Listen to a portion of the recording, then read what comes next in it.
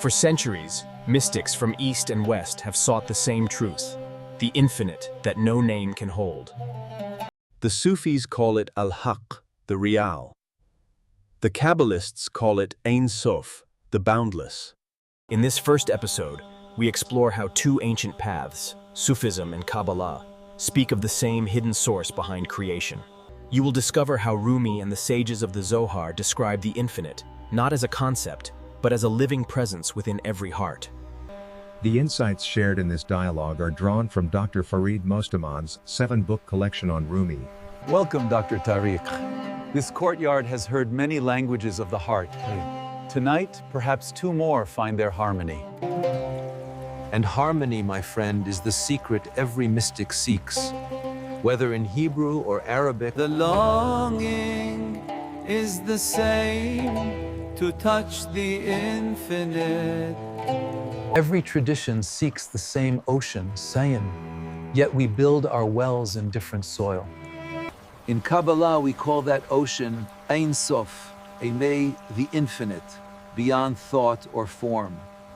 And we, the Sufis, call it Al-Haqq, Sam, the real, that breathes through all being. Different names, same current. Water does not care which cup it fills. Rumi said, "The lamps are different, but the light is the same." Isn't this what your mystics also teach? The Zohar calls it the light that illumines all lamps. Our task is to polish the vessel so it can hold that radiance. Two tongues, one silence. The closer we move to the source, the fewer the words remain. In silence, the infinite reveals itself, not as concept, but as presence. So the path is not learning more, it is unlearning illusion. Indeed, to empty the vessel before it can be filled with true light. The Kabbalists say, to know God is to know that you do not know. Ignorance becomes sacred humility. Mystics of every faith drink from that same spring, beyond doctrine, beyond border. It is unity we forgot, not truth. The truth never leaves, only our vision does. Both our paths begin with remembrance, dhikr for you, deveikut for us, clinging to the one through love. When I repeat his name, I lose the walls of I and you. Only breath remains, and that breath is his.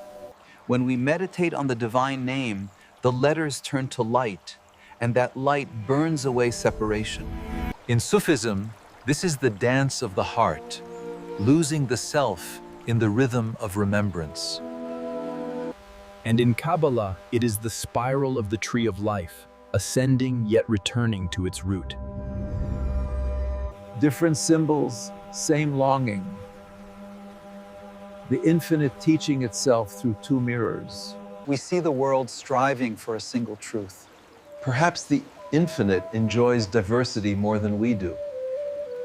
Rumi said, "The truth was a single mirror, shattered, each shard reflecting a fragment of the whole."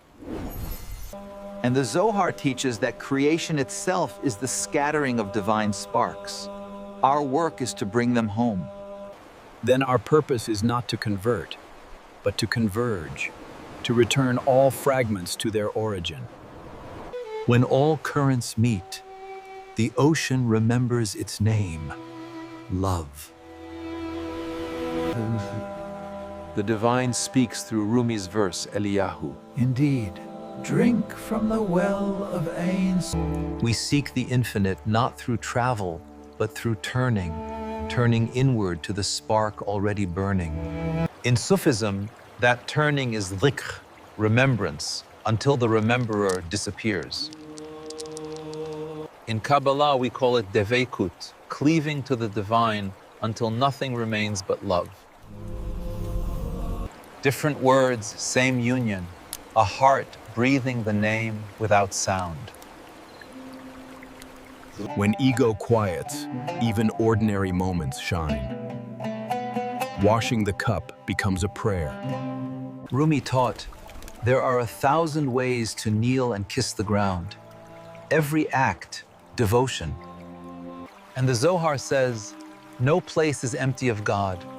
The mundane is sacred when seen with open eyes. Then mindfulness itself is prayer, presence without asking, awareness without demand. Thus, the mystic prays not to change heaven, but to let heaven change him. Sufis say, silence is the language of God, all else is translation. And our sages say, be still, and you will know. In stillness, the veils fall. In that shared silence, two paths dissolve, leaving only one awareness. What separates us is language. What unites us is longing. Longing is holy restlessness, Faj, the soul remembering its home. The closer we come to that home, the more transparent we become. Transparency is what the Kabbalists call tikkun, repair of the soul's glass, so the light can pass through. In Sufism, we polish the heart, removing the dust of desire until it mirrors the beloved. When love becomes understanding, theology becomes poetry. And poetry is how the infinite whispers what cannot be preached. Every droplet returns to the sea. So do we.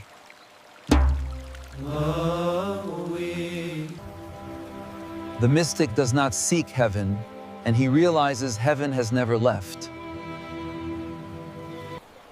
Then perhaps enlightenment is simply remembering what was never forgotten. Two paths, two languages, one silence, one light. The silence holds the secret. As it is written, the infinite cannot be seen, yet it is the seeing itself. In the mirror of awareness, the divine beholds its own reflection. In Kabbalah, we call that reflection Zelem Elohim, the image of God. Each soul, a spark of the infinite light, refracted through form. And in Sufism, Insan al-Kamil, the perfect human, is that mirror polished so clearly that only the beloved remains. Then the purpose is not to find God outside, but to remember the divine we already are. But memory requires purification. Every attachment clouds the mirror. Our sages said, before creation there was only infinite light. To create the world, God contracted, habit, tzimtzum, so that we might discover him in the hidden places. Sufis speak of the same contraction as hijab, the veil. The beloved hides so that longing can awaken. So concealment is not absence, it is invitation. Every distance exists to teach nearness. Without exile, who would search for home? In Kabbalah, exile is the soul's education. It learns compassion through separation. Rumi said, the wound is the place where the light enters you.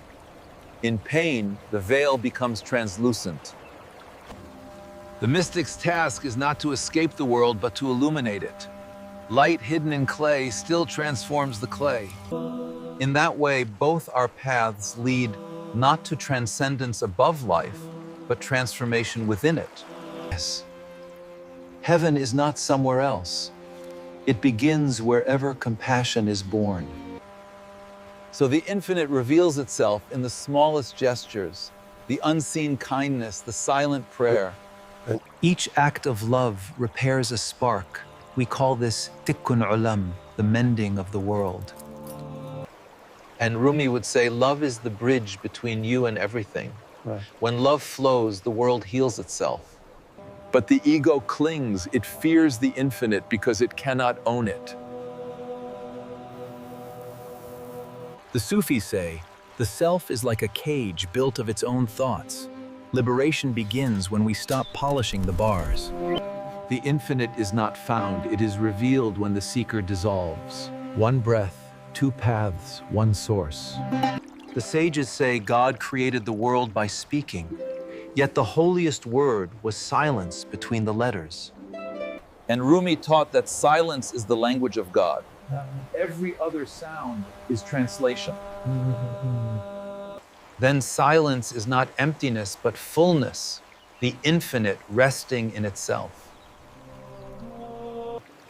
That is the essence of Tawhid, oneness so complete that even the idea of oneness dissolves. And the Kabbalists would say, when the light returns to its source, distinction ceases. Only Ein Sof remains. So perhaps creation itself is love, the infinite desiring to see itself through our eyes. Yes. The Zohar says, love is the flame that binds the worlds together. Without love, even heaven would collapse. In Sufism, we say, love is the bridge between you and everything. Without it, even faith is incomplete. Then, both paths meet in compassion, the practical face of love. And compassion is remembrance in motion, the infinite serving itself through us. To serve is to return. Every act of kindness repairs the veil. The mystic's journey is not from earth to heaven, but from forgetfulness to remembrance. Exactly. Right. We awaken not to new knowledge, but to the knowledge that has never slept. Perhaps that is why Rumi and the Kabbalists both dance. The body remembers what the mind forgets. In our tradition, joy itself is prayer. When you dance, the angels join. And when you laugh with love, even the heavens lean closer to listen. So this meeting is not a coincidence. It is the infinite speaking to itself in two languages. And may every heart learn that language again before words divide us once more. Two paths met, and the silence between them sang. This video is part of the Mystical Bridge series. Join us in the next episode as we explore love mysticism. Rumi, Zohar, and the Longing Soul. Click the link below to continue the journey. If this video touched your heart, subscribe. It's inspired by the timeless wisdom in the 7-book Rumi collection by Dr. Farid Mostaman. Whether you seek healing, love, clarity, or growth, these teachings will guide you inward to the truth of who you are.